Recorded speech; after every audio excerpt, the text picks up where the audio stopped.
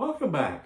This is Mike Gardina with GardinaLifeCoaching.com, and got a question for you. Have you ever felt like there's just something holding you back? You can't get off dead center for some reason. Something just won't let you get moving.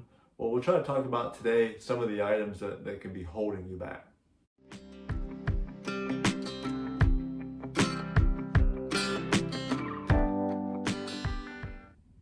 Do you ever feel that there's just something holding you back from reaching your dreams? I know when I was younger, and even through the course of my life, that me personally, I've always had a fear of not being enough. I know going to college is, not being enough to actually go to college. Am I going to be able to succeed or not? Am I going to flunk out?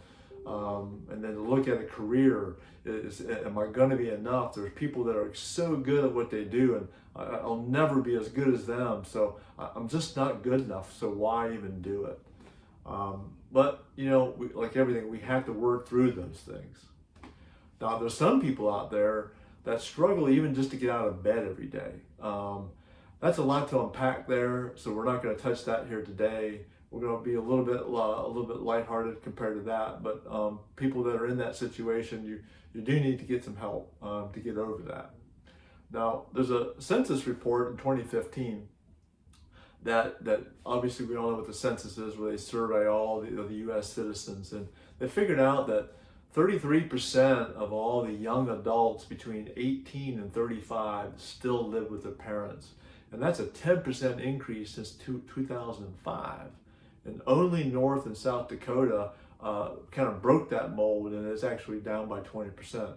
So that's a lot of people that are still staying at home that aren't getting started in their life. There's lots of reasons for it. Some people result to that it's too expensive to get out on their own, that inflation is so high, and there's validity to that. But every generation has always struggled with some of the same elements. Others just have it too good at home.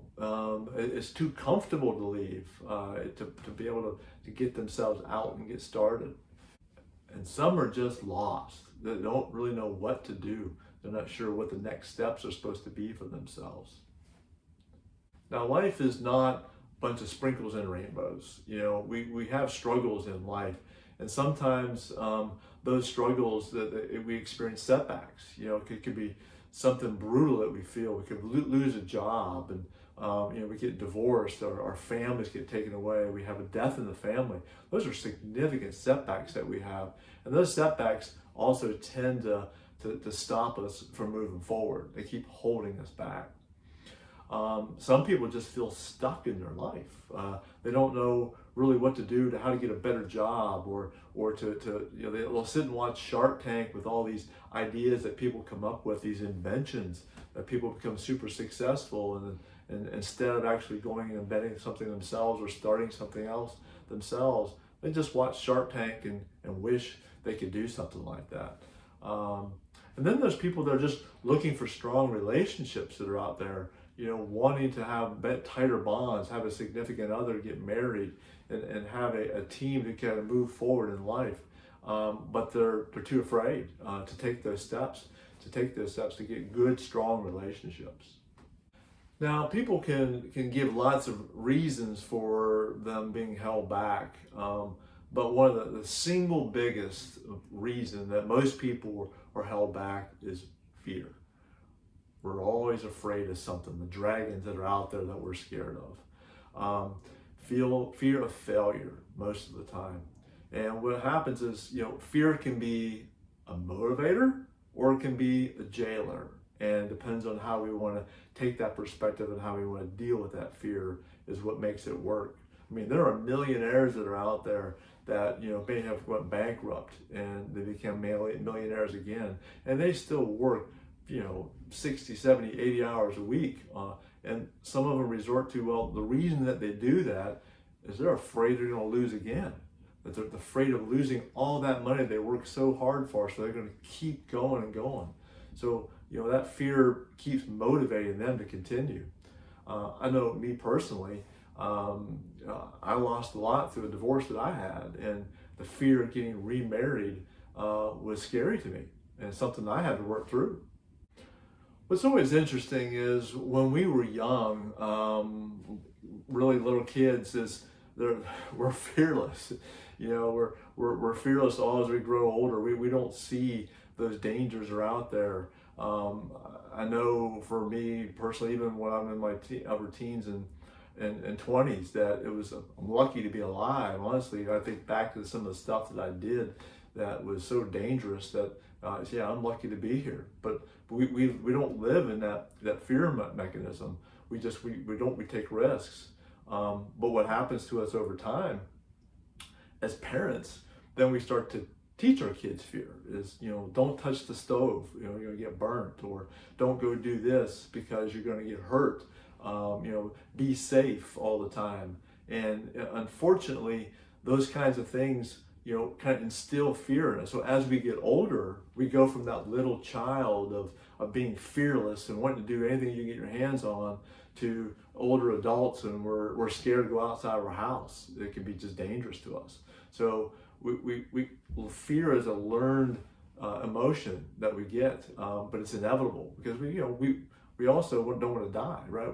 We have to have some fear in our life, otherwise we'll do stupid things and we will actually die and get hurt and get severely injured. So fear is a good thing to some extent, but we can't let it be a jailer. And that's the balance, is we have to learn how to get that fear to balance it. So we accumulate fear as we get older, and it's starting to limit ourselves, and that's where the problem gets started. So we have to learn, like everything, is to fight fear head on. Take it on. Take that fear on. Going back to the Shark Tank thing, is when you watch Shark Tank with a different mentality, is how did those people, what did they do to overcome their fear? Some of them got way out of their comfort zone and learned to do things that they wouldn't normally have done. Thomas Edison, it took him over 1,000 times of playing with light, different ways and different designs of his light bulb before it actually worked. So, he obviously, there was failure. He failed and failed and failed until eventually the light did work. It took over 1,000 times. Some of the most successful people in the world, in fact, I'd say probably everybody who's successful in the world, and not only financially, but emotionally, or just have everything, is they had to fail. We have to fail at things in order to become successful. The most successful people have failed the most times. If we fear failure, it's ultimate failure, because it's a jailer. We'll never do what we're here on earth to do, unfortunately. Going back to the child analogy, a young baby, they say a baby will fall over 100 times before they actually learn how to walk. So, if you play as an adult, do we say, well, you get 10 tries, or you get 15 times to try that? If you can't walk in 15 times, then we're just done. Can't do it anymore, we're not going to learn to walk. Well, no, we don't. We let that kid keep working, keep trying, and what happens is they walk. But when we become adults, we fail 2 or 3 times at something, and it's like, I can't do that. I'm scared. I'm not going to do it anymore. I might fail again. Who cares?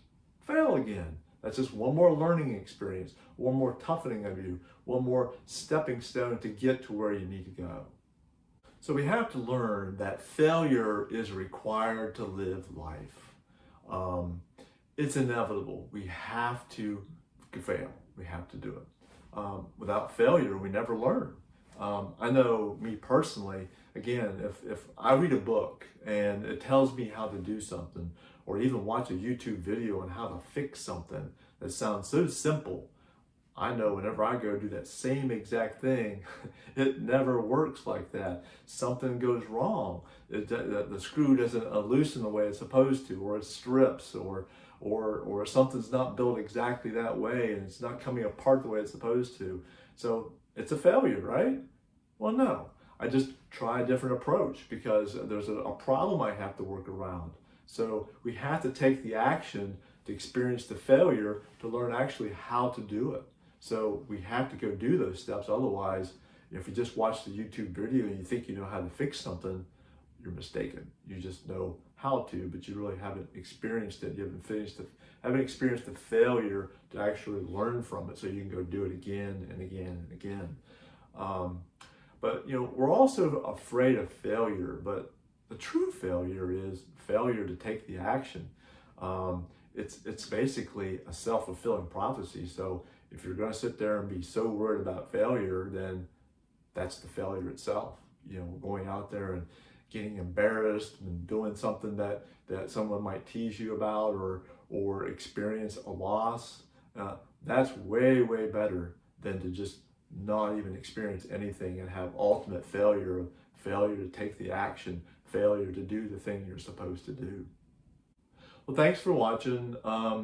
Just always remember that what holds most people back is that fear of failure. And fear can either be a jailer or a motivator, and it's your choice. We as humans get that choice, and you get to pick which one you want it to be.